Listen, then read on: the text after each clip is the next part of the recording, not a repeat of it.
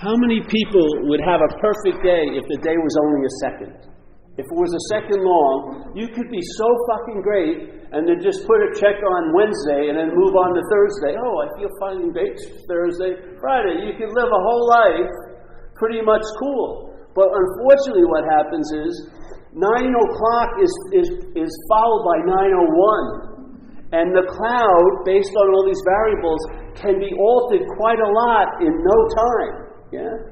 So now, like I see in recovery, people are feeling great at 9:05 and 9:10, they're up the ass of self. Yeah?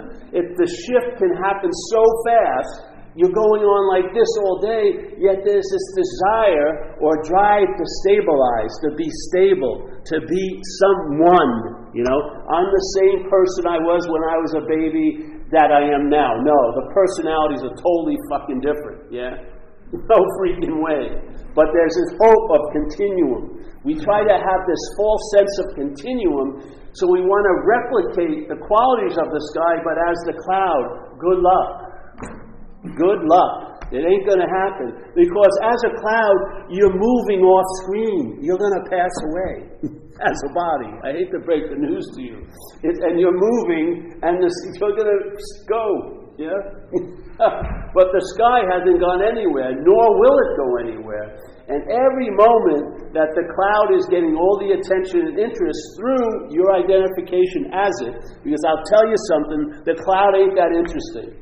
You know what I mean? No, not too many people want to listen about what you're worried about, what's going to happen to you 5 years from now. Unless they want to get something from you, like go to, have sex with you or something. I always tell the story, which this never happened to me, but I'm using a fictional story. So here's some woman I meet, and I like to go horizontal with her. And so we go out to eat, and then she starts talking about a cat for like 4 hours. And I'm feigning incredible interest. And she assumes I'm a cat person. Hey, fuck the cats. But I want to go horizontal with her. So I'm like very, very attentive. And so she says, I think this guy's a nice guy. Let's go home. We go horizontal. The next time we go out, she starts talking about the cats. I'm out of there. I already got what I wanted, yeah? So, people are not that interested in you. They're interested in you in relation to them, yeah? It's called self-centeredness. If you provide a service or a need or a want, they'll probably be very attentive to you until, for some whimsical reason, you're cut off. You don't fulfill the slot anymore, yeah? No one's going to listen. Just figure it out. Someone calls you up and says, I'm really bummed out. I go, what happened? They go, nothing. It's just what I think's going to happen. Oh, fuck it. Why do I want to listen to that for? If I was a therapist and my specialty is what's not happening, I could have like 40 clients in one day. They'd come in expecting an hour. I'm going to have cancer. I know it a couple of years from now. I said, is it happening? No. All right, thank you. See you next week. What? I want to go on. No. Is it happening? No. Why does that obviousness evade us now? Why is it that we're missing the obviousness of where we are?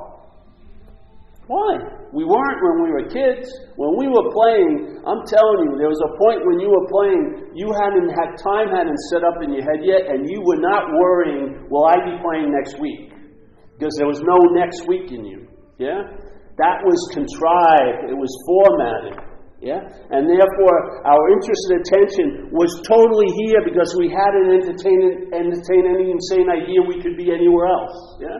Then we started to entertain a lot of insane ideas. Now, people are reading self-help books and trying to learn how to get into the moment, which is totally insane. Because the fact is, you can't be out of a moment.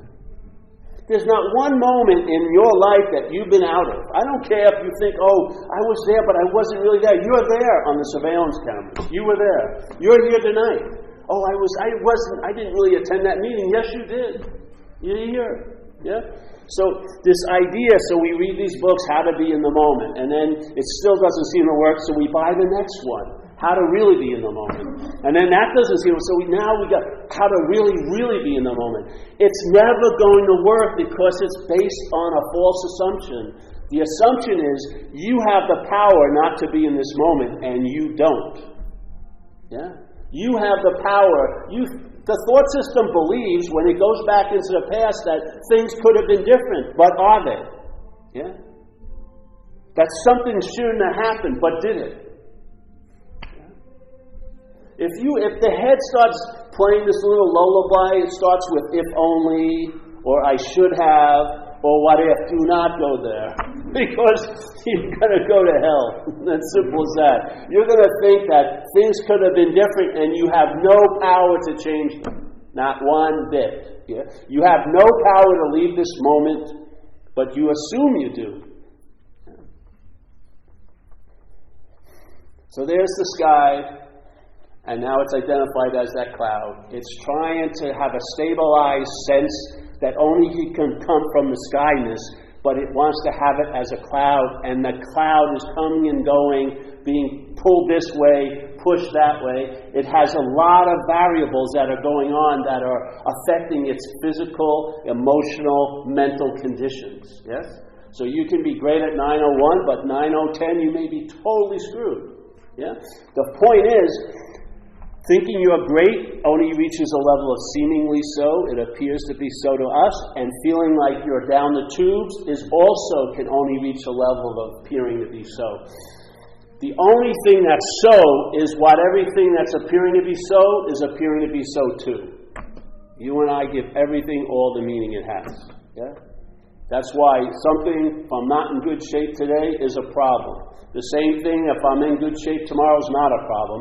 The same thing when the next day I'm not in good shape, it's a problem again. What is it? Is it a problem or isn't it a problem? Where's your role in it? Where's your role in it? The condition of how that looks is based on where you're looking at it from. That has no inherent reality other than the reality we lend it. We're in a dream in a sense, yes? We're dreaming. And we're dreaming through an object, but we're taking ourselves to be the object. This is like the camera box, yeah? And it's the light that's truly what's going on, but we think the light is issuing forth from the camera as if it's the source of the light. It's like this. It's like this. The whole root of alcoholism is obsession or identification as self, yes? When life happens, you see it as happening to you. That's an interpretation. When fact is, life is happening. So here's this little camera with a very small aperture called self-centeredness. And then picture this huge camera coming up behind it and then looking through the small camera and taking this to be it. Yeah?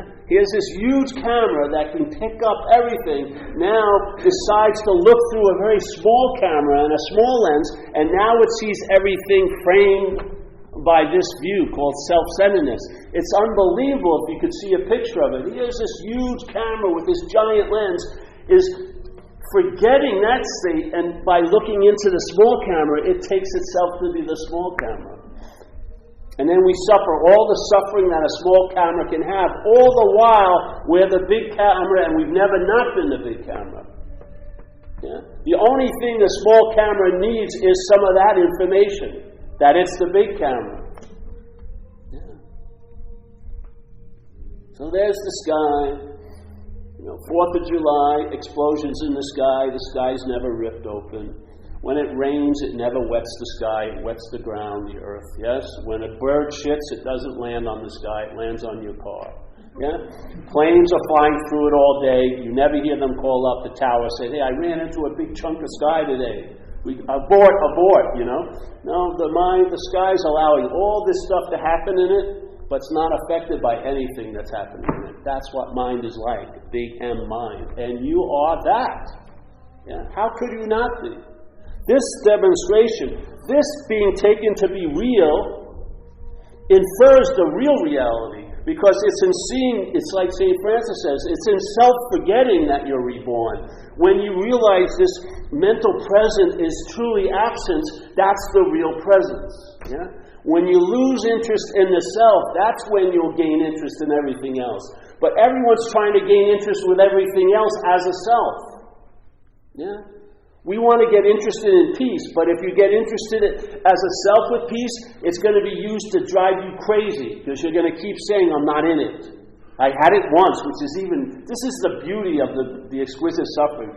It will point out that you once did were in peace, but you are not now. And because you think you're the doer, the way it looks at it is, I must have done something to lose the peace that I once had. Yes? You hear the word enlightenment. People hear it from a mental state. It's used to make you so fucking agitated. I'm not enlightened. I think he's enlightened. Fuck.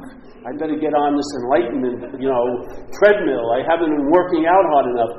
The format always overrides the invitation. You hear it, you're a lion, your head takes it to mean, I can be like a lion. And now you start trying to be like a lion. Always referring back to the sheephood. Always. Yeah? You can get your little hair straight, you're still a fucking sheep. The whole point is you're not a sheep. Yeah? You don't have to become like a lion, you are the lion. Well, what most of the heads are doing is, if they're trying to they like the idea. Hey, yeah, I would love to have some lion qualities. I'd kick some fucking ass. When they came to make me a sweater, I'd go, no fucking way, bro. I'd roar and all like this. Yeah? And it sounds noble. And then other sheep will go, oh, he's trying to become like a lion. Oh, he's a spiritual person. No person is fucking spiritual. There isn't a spiritual person to be found. It's the impersonalness which is the spirit. It's not personal. You don't have it as a quality. You are it as a fact. We want to have it as a quality. All the while, what's getting spiritual? A body identification is trying to get spiritual. Oh, I don't really think so, Paul. Then listen how spirituality is cast in language. A journey. What takes a journey? A body. Spirit, where's spirit going to leave from and go to? Tell me where it stops and where it starts. Oh, I'm going to go to Idaho. That's where the spirit's waiting for me. It's waiting as you. Yeah? So I'm going to become spiritual. And then if it's based on you becoming spiritual, I guarantee you that head's going to tell you you're not. Yeah? Or you're not spiritual enough. And so I hear people say, I got to get more spiritual. How can you become more space? You know what I mean? You can't, I'm going to get some space and add on to the infinite space. How can that be? You don't see the insanity of it all? All the while, it's like a two-step. We never go anywhere. All we're doing is avoiding the fact of what we are by being up the ass of what we're not. It's called obsession with self. What's obsession with self? Well, look. What is your thought system engaged with?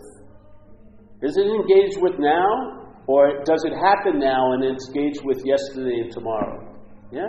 Where do you appear? Do you appear here, right now? Or actually, are you only appearing in the past story and the future story?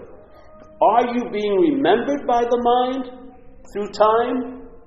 Because if what you're taking yourself to be has no energy, it does not exist. It can only appear to exist, and it appears to exist through the mental system by its obsession with you as a body yesterday and you as a body tomorrow. It's called the remembrance of self. Yeah? And a self cannot forget the self. Self cannot get out of self. You can't use mind to find mind. You can't use the Buddha to seek the Buddha. You can't use the light to seek the light. You are the light. You are the Buddha. You are the mind. Yeah? Some master from ancient China said, you can practice for eons. Nothing's going to happen. Nothing is going to happen. I don't know, when I heard this, it saved me a lot of time. Yeah? It did. It saved me a whole lot of time. A great master, Huang Po, says, hey, whatever can be perceived cannot be perceiving. What? Oh, yeah. I'm perceiving what you called me in there, but all I see is a body. Yeah? And then you're telling me that that's what's perceiving? You believe it's this. You believe it's the eye that's seeing. What happens if the life force leaves this body? The eye ain't seeing. And if you took that eye out of that dead body and put it in a live body, it would facilitate seeing again. Yeah? The eye ain't seeing. It's facilitating vision. Yeah? The ear is not hearing. It's facilitating consciousness to hear. Yes? Consciousness is what's hearing. Consciousness or spirit is what's seeing. Spirit is what's feeling. Spirit is what's touching. And you can't touch spirit, you can't see spirit, you can't feel spirit, you can't hear spirit. Yeah? If you could, it wouldn't be that. Yeah? It would be an object to you. And it's not an object to you. You're the object to it. Yeah? So I don't know, if you're suffering and you came in here through recovery, man, get to the exact nature of the wrong and then you can expect some radical relief. Yeah. Says it. We got to get down to causes and conditions, and we got to get down to the exact nature of the wrong. What's the exact nature of the wrong? If you could see the exact nature of the wrong, the seeing of it is the relief, because the exact nature of the wrong, it can only reach the level of seemingly so. It has to have a you to appear to be real too. Yeah? If that you is not inclined to see that false evidence as true, it will not be true. Yeah? You and I are the reality. We're lending that reality to things through the identification as this thing. Yeah? Have you had enough? Or do you think it's 58 formulas finally going to work? Oh, if I get this and get that. It used to be 5'10" blonde, and then it would fail. Well, we must 5'10" and a half blonde, you know? You get really into just these little tweaks, everything would be great. Has it ever worked? And has it ever become lasting? Have you found lasting relief? I would question who's looking, because that's why there hasn't been found. You're the anxiety you're bringing to things. And the agitation state of mind is finding expression by our entertaining and being experientially involved with things. The agitation is what's expressing here, isn't it? When have you been happy and have it last? Or do you feel like you're being moved by a big hand in your back from this moment to the next bigger, better moment? Yeah? Like a form of slavery. On and on and on. You work so hard to go to Hawaii, and all you do is think about the job. And then when you're in the job, all you think about is Hawaii. You never get them aligned. Yeah? There's a point where you've done enough, but have you ever seen that happen in the thought system? Has it ever I think I've thought enough about it? No. It takes another angle and just yap and yap and yap, because it's getting reflection of its own phantom face.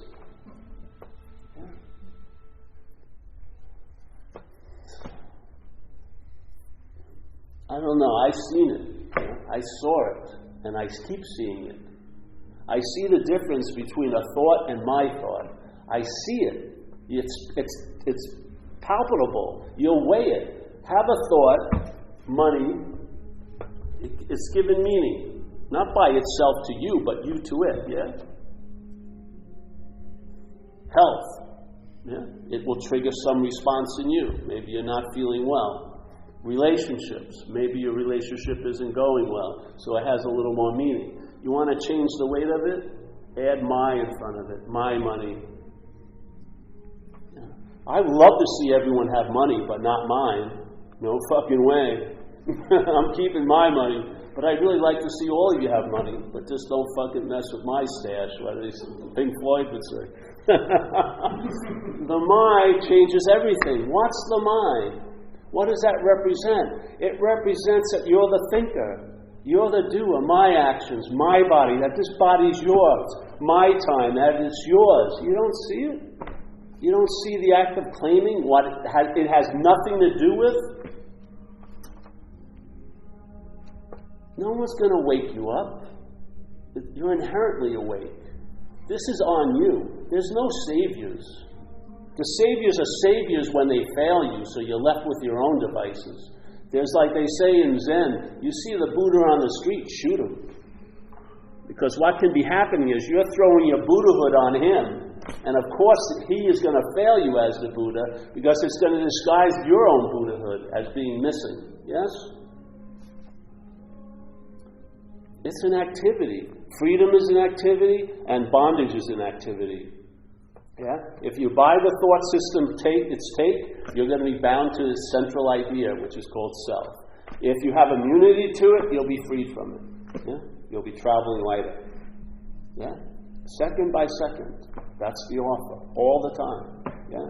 Either you're lending your reality to something else, or you're resting in the reality of what you are. That's what's going on. Yeah? All day. You weren't bound one day 20 years ago in fucking Omaha, Nebraska. You know? Nor will you be freed 10 years from now in the Himalayas.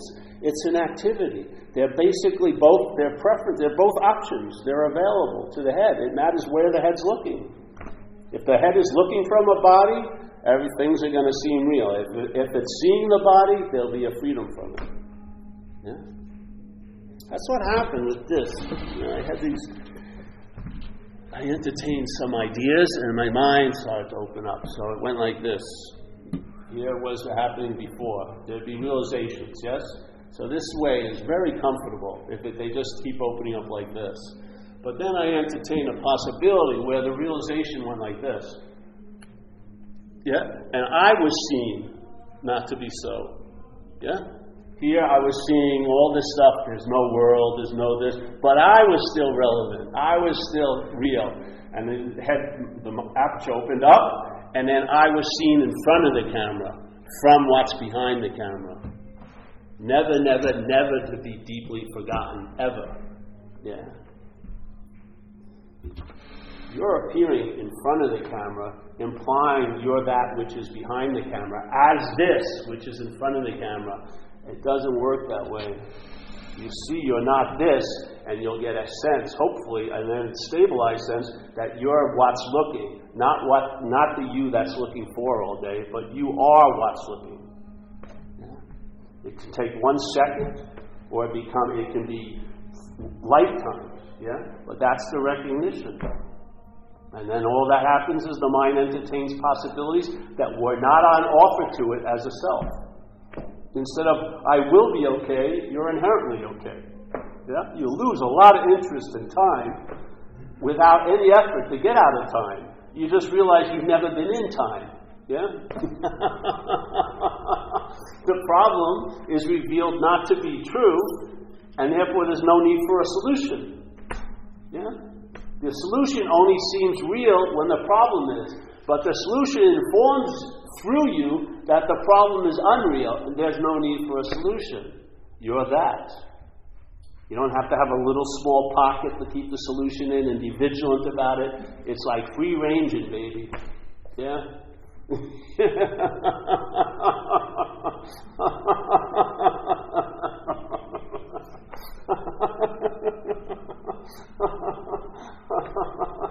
So, and then when the head, which it does, and the action figure goes in his pantomimes, being connected, disconnected, close, far, all based on what it's doing or not doing.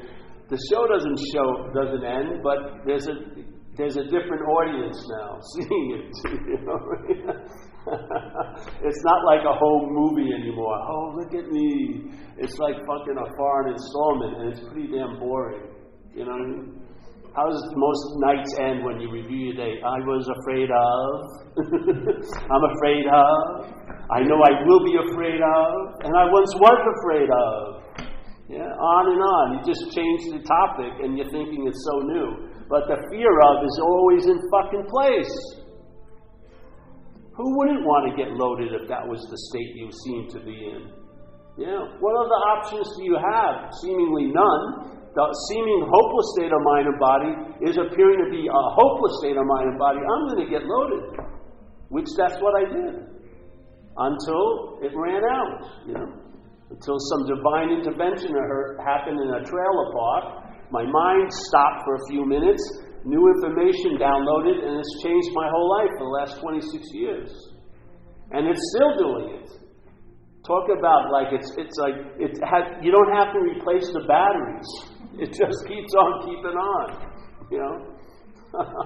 What more demonstration do I need? Oh, getting a date, you know, or a parking space in front of the meeting. That was a big enough demonstration. I had untreated alcoholism, and it was fucking nasty. And then I was relieved of it.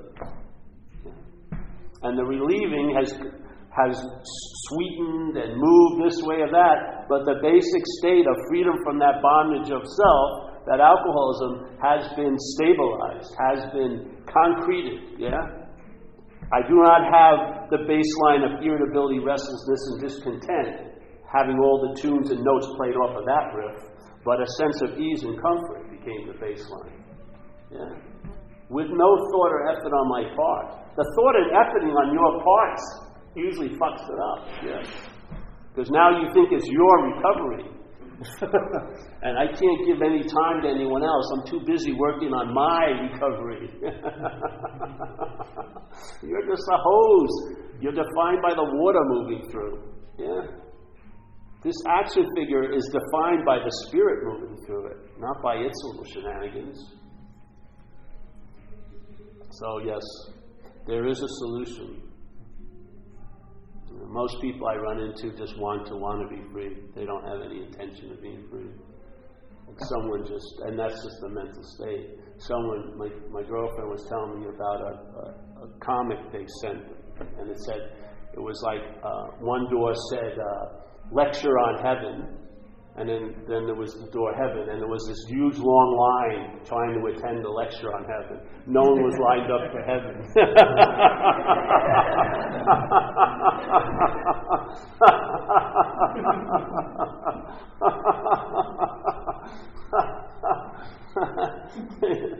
I want to study the self as a self, not realizing it's said very clearly in the big book, self-knowledge avails you nothing. So any knowledge claimed by selfing isn't going to lead you to a freedom from it, that's for sure. Because you'll be stuck in the idea of being free as it, and that's the slavery. Aren't you? Aren't you attempting to be free as it most of the day? You know, when you have that coffee, when you do this, there's an underlying thing. You want to be free, but as that which can't be.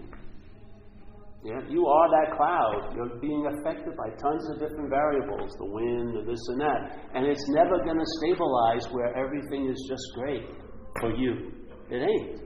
That's not how it goes here. Yeah? You're like a little bobbing little ball on the surface of a very agitated water. You're going this way and that way. All the while telling the story that you swam this way and then you're just being moved all the time. It's like that ride they have in Disney World where they have there's a boat that goes through these jungle scenarios, and then if you make one turn, a giant hippo comes out and splashes you, and another turn you escape an alligator. And while you're walking on the ride, you should have picked this up. There's like 10 steering wheels. So everyone's thinking they're driving, and there's a big rod, and they're running it from a computerized room somewhere, but you're in the story. Oh yeah, I got away from the alligator. Oh, you did it! And it's just insane. It would be fun if we were seeing it as a ride, but we're not, are we? We're taking it to be really serious. Yeah.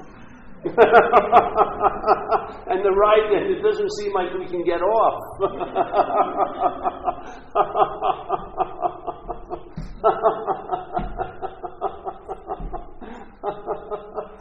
There's a solution. If you like it, it's offered.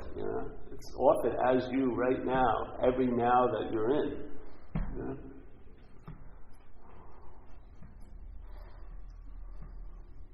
This message, when I heard it, helped me a lot in that venue. Because I was looking for it, but the way I was looking for it was the problem. And I didn't know that, Then someone offered me that possibility, and when I explored it, it was proven to be true. I don't need another meditation technique. I got to see who's the meditator. Who says I need to do something so badly? Maybe I don't need to do anything, really. So once my attention started going that way, and I asked that question, well, who am I? Who is it that's worrying about next week? Put the emphasis off of the worrying about next week, but who is it that's doing it? Because all the problems seem to have one owner of them, you. All the relationships I was in that didn't work, the one constant was me in all of them, I seem to always escape from that recognition, that I have something to do with things here. AA does it beautifully. It starts us off. Just do a 4-column inventory. You go thousands of miles, The first two columns, which is, let's say, resentment, all right, everyone in a bar tonight does the first two columns perfectly. They know why, who they're mad at and why. That motherfucker, this and that. But all that leads to is another drink and another fucking story with over the stale peanuts and shit, yeah? AA just adds two little steps, but creates thousands of miles of difference. It says, let's take it to see what your role in it was, yeah? Let's take the spotlight off the people, the things, the places, let's just put it on us, yeah? And own up to it. Where was I, or am I being selfish? Where was I, and am I being self-seeking and frightened? And answer those things. And this simple inventory produces an answer, but it's not yours, and that's why it works. Yeah? You put the emphasis off there. Why stop? If those two columns could produce 1,000 miles, why stop there? Keep going back farther. Go to the exact nature of the wrong. And to me, the exact nature of the wrong is the act of being identified as what you're not. That's what I've seen, and I haven't gotten any new updates since. Yeah, I've just been entertaining it for years now, and I haven't found another answer.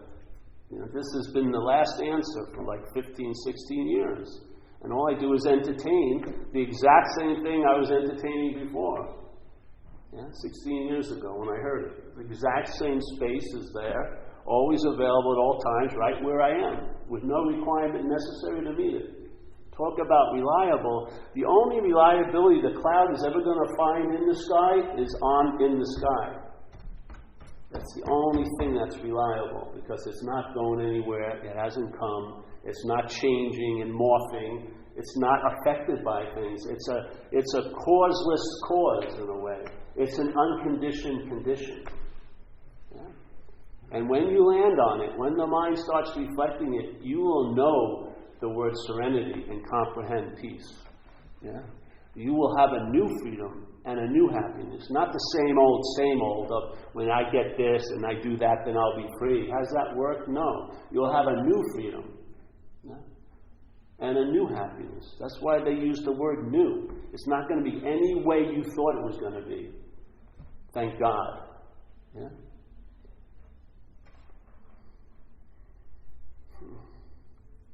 You feel it now, right? The energy is vibrating like so beautifully.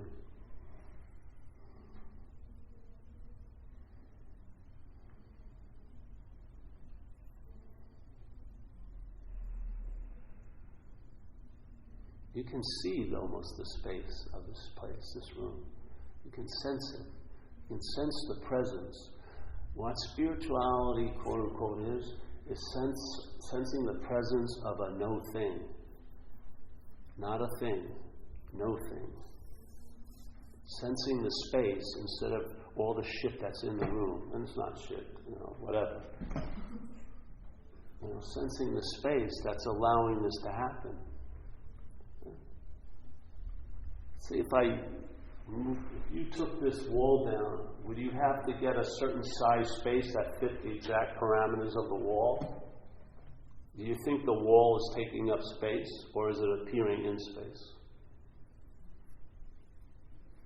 If I walked away, would I have to find a very thin, long piece of space to put in so fast so you wouldn't see it? You wouldn't see the void? Or am I appearing in the space? Yeah? You take the wall down, I swear to God, there's going to be space.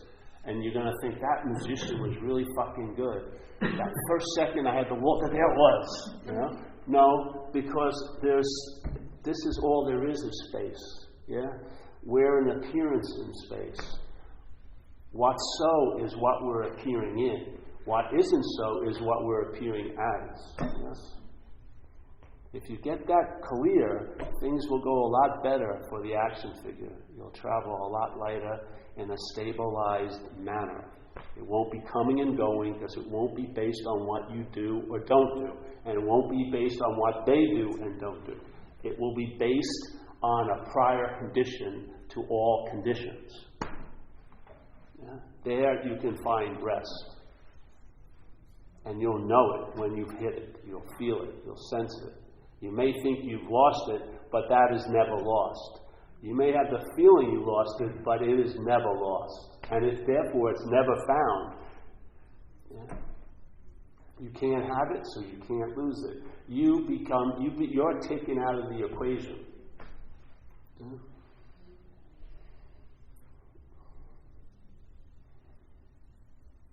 So if you knew, like, bro, you're just coming in, just see how the thoughts are held as yours. Because that's where the meaning the thoughts have are coming from. They're not coming from the thoughts. They're being injected into the thoughts by the mind. Yeah? Weigh it. Weigh a day of my thoughts, and then weigh a couple of moments when they were just seen as thoughts. I bet you have to say you travel lighter with thoughts than you do with my thoughts. Yeah. Just because you're used to it, you can take that knapsack off. Yeah. You'll travel lighter, and you'll feel it. You'll feel a sense of openness and awareness. Yeah. You'll be on now, and you'll be aware of it.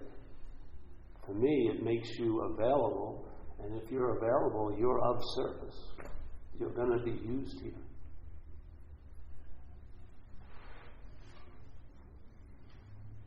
And you won't be looking to get something from the service. There'll be more of a looking at what you can put into it. That's the gloriousness of it. You have it by giving it away.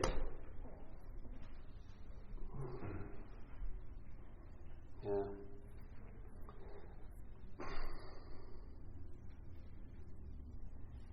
Any questions tonight? I have a question. Yes.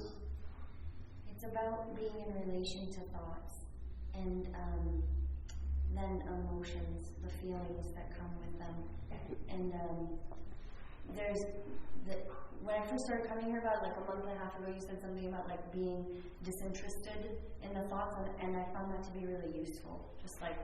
And it's almost become callous, and I'm starting to find room where there's like a need for compassion, to be compassionate around like, oh, I feel like shit, right? And so I'm wondering if you could talk about your experience with like that space of like watching the thoughts and like experiencing the emotions and like being available to be compassionate to that, or to be like disinterested and like Yeah. But you see, there is something that accompanies the thought and the emotion. That's the commonality of what you are. That's what's seeing the thoughts and seeing the emotions. And then there's the story about the seeing by the mental state that says you're the seer of it. Yes? That puts you in a relationship with the thoughts and emotions that is contrived at the least. Yeah? So the compassion, if you are meant to express compassion, you will. But you're not a compassionate person. Yes? Stuff's going to move through you. Some beautiful qualities will be exhibited. The disinterest doesn't mean there isn't interest. It means you're disinterested in a certain thing, which is the identification of self. It actually produces a lot of interest.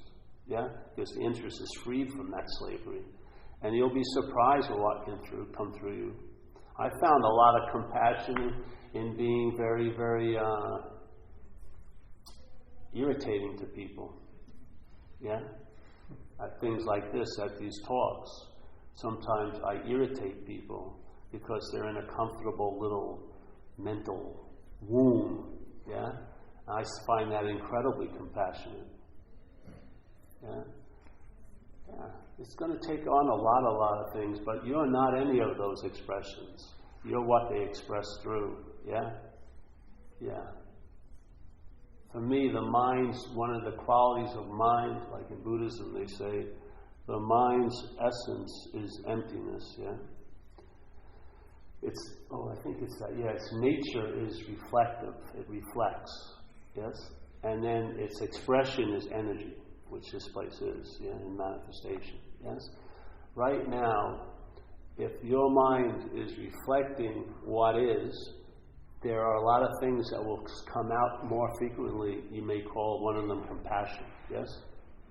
it will solicit a lot of very sublime qualities to move through you. Yeah? If it's reflecting the selfing and some compassion moves through, it will claim to be the one who's compassionate, and that's not compassion at all. Yeah? That's what happens. For me, the idea of compassion and love aren't the big movers for me. For me, it's clarity. That's its main expression, you know. Clarity. You know. And then there's love a lot, because I hold space for people, but I don't feel like I'm loving, but I just hold space because that's what I am. Yeah? Yeah. So I don't mess with words like love and compassion. They have a lot of meaning given to us. Love especially. I'd rather just sense the expression of it, not think I have any. Yeah. So. And I have a seed assignment, so do you. So that's what it does. Like for me, downloads happen about this topic because I share about it, yeah? So I get downloads about mind because I'm sharing about mind. Yeah? Yeah. When I'm running around, I'm not thinking about anything like what am I going to say at this talk. You know, I'm thinking about where can I get a sandwich, you know what I mean? This is very practical. But we all have a seed assignment, yeah? And every moment we're fulfilling it if you think you are or not. Yeah? And the invitation is perfectly tailor-made for right where you are. So that's a phase you may go through. You may think you're callous, but who is it that says they think they're callous? Yeah?